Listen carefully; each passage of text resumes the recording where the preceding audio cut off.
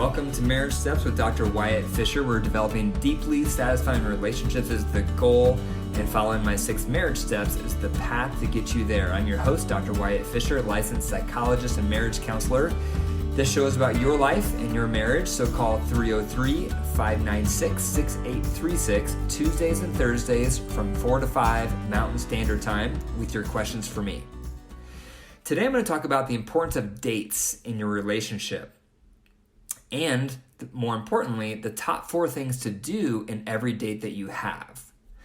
So to begin with, let's discuss why dates are needed. Dates are important for relationships because life is busy and life is stressful and life is hectic. Whether you have kids or you don't have kids, you have work, you have the house, you have all these things vying for your attention. And so often our spouse gets the crumbs, our marriage gets the crumbs. So if you are not having regular dates with your spouse, you're going to pretty soon feel like roommates. You're going to be 2 ships passing in the night because your relationship does not have an opportunity to create electricity. And it's interesting that in the beginning, when we're first getting to know our spouse, we date them all the time. It's nonstop dates, and that is the behavior that helps us fall in love. But once we get married, we stop dating each other. We stop doing the very behavior that made us fall in love with each other, and then we wonder why we're not still in love with them. So if you want to fall back in love with your spouse, or if you want to stay in love with your spouse, having regular dates is a vital ingredient to that. So the recommendation is to have 2 dates a week and to do 4 things per date. Now, that may sound outrageous to have 2 dates a week, and we'll get into some practical tips on how to do that later. But that's the recommendation, and that comes from Willard Harley, psychologist who's done some great work, and I agree with him. 2 dates a week and to do 4 things during those dates. The first thing is cultivate emotional intimacy. Emotional intimacy, by definition, is really learning what's going on in one another's inner world. One of the best ways to do this is to cultivate a habit called a head-heart check. The head is your agenda. What's on your day timer? What did you do during the day? What were your behaviors like during the day? Maybe you worked on this project for a few hours, then you went to this meeting for a few hours, etc., etc. That's your head. Your heart is what you felt and why. So mad, sad, glad, or fear, and why. Those feelings may be connected to the head items, the agenda items, or they may have just been an undercurrent you've been feeling that has nothing to do with your agenda. Couples need to be doing this head-heart, by the way, every day of the week. That's the glue that's going to keep you emotionally connected, is to do this head-heart every day of the week. However, when you're doing your 2 dates a week, spend an extended amount of time doing your head-heart. Ask more questions, go deeper, share more, become more vulnerable. That's what is going to connect you for that emotional intimacy. Second, during the dates, you want to cultivate a lot of affection. By definition, affection is any type of touch that's non-sexual. But you need to learn how to touch your spouse because everyone likes different types of touch. Normally we touch in the way we were touched. So growing up, my mom touched me more roughly. She would grab me and squeeze or hold me tight or pat my back firmly. And so that's how I was raised, and that's how I tend to touch my wife and my kids, where I pat their back firmly or I squeeze them tight or anything like that. That's the way I tend to touch. However, my wife was raised with a mom who provided really light tickles for her touch.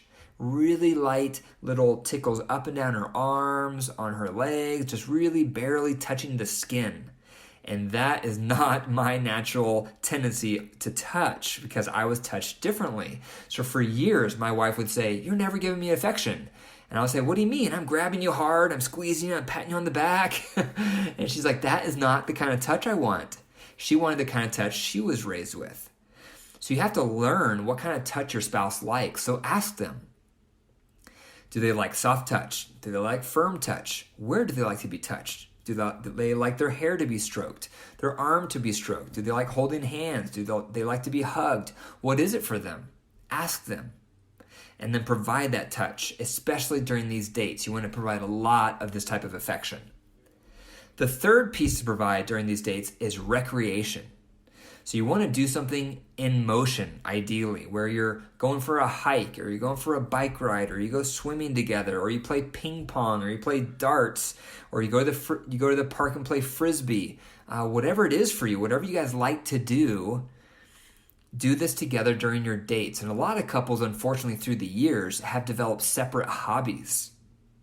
So it might be time for you to cultivate some similar hobbies. It doesn't mean you have to get rid of your individual hobbies, but you want the majority of your hobbies to be something you both like to do.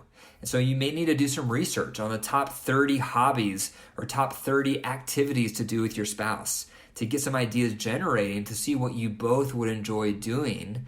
Then you can pick from that during your dates. But doing something in motion is a critical component of these 2 dates a week. Fourth is sexual. Now, if you go back to episode 3, when I talk about the wedding cake model of sexual intimacy, the middle tier of that cake is sensual activity, and that includes a sensual massage or a bath together or a shower together, all with your bathing suits on. And there's a reason for that, and you can find out that reason if you go back to episode 3. But the goal is some type of sensual activity where you're enjoying one another's body in that sensual realm, and then it's up to you if you want to take it up to the top tier into the sexual realm. And again, if you go back to that previous episode, it'll explain that model, how to approach that model, and some pitfalls of that model if you're not careful. So make sure you go back and listen to that one. But something sexual or sensual is critical as well for these dates. Now, the reason those 4 elements are important is because usually that's going to cover the top 2 needs for women and the top 2 needs for men. The top 2 needs for most females is emotional intimacy and affection. And the top 2 needs for most men is recreation and sexual contact.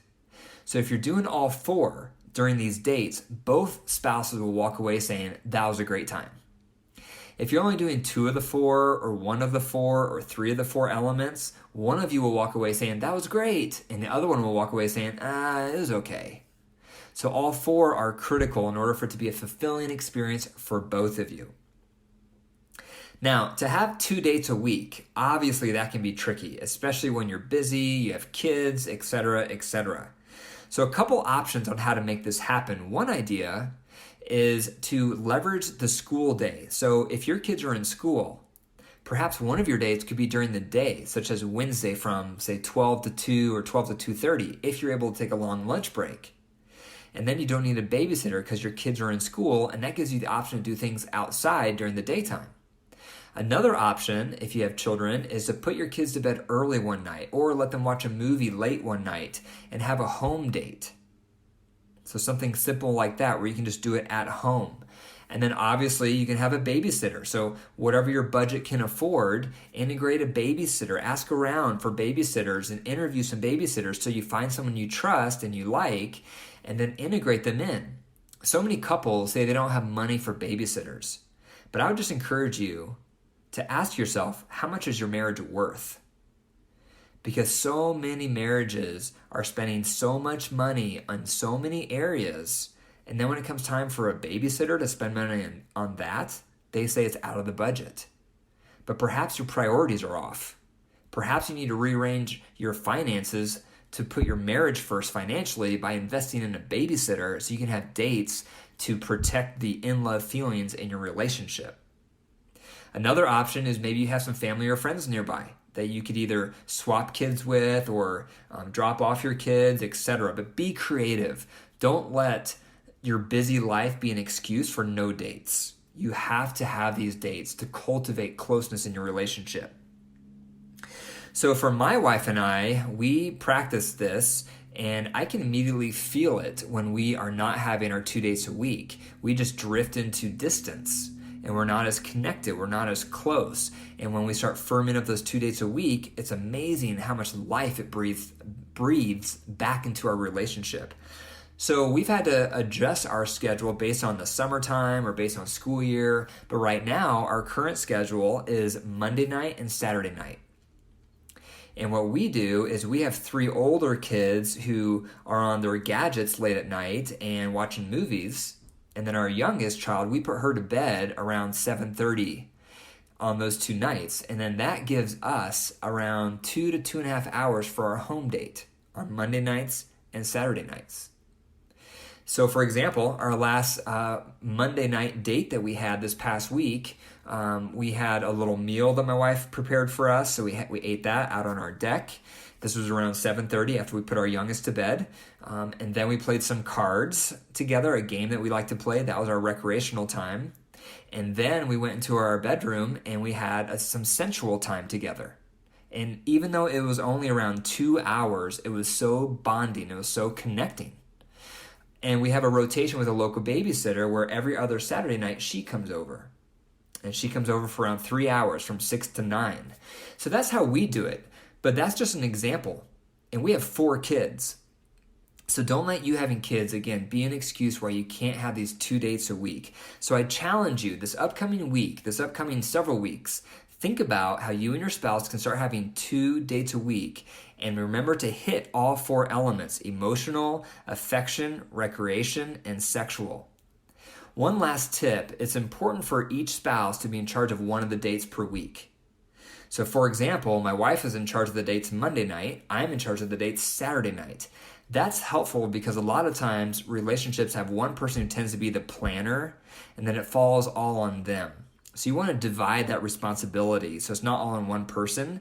Then each of you has a voice and influence over what you do for the date you're in charge of. Thank you for listening to Marriage Steps with Dr. Wyatt Fisher. For more information, go to my website, drwyattfisher.com. And if you enjoy the podcast, be sure to subscribe and leave a review. Take care.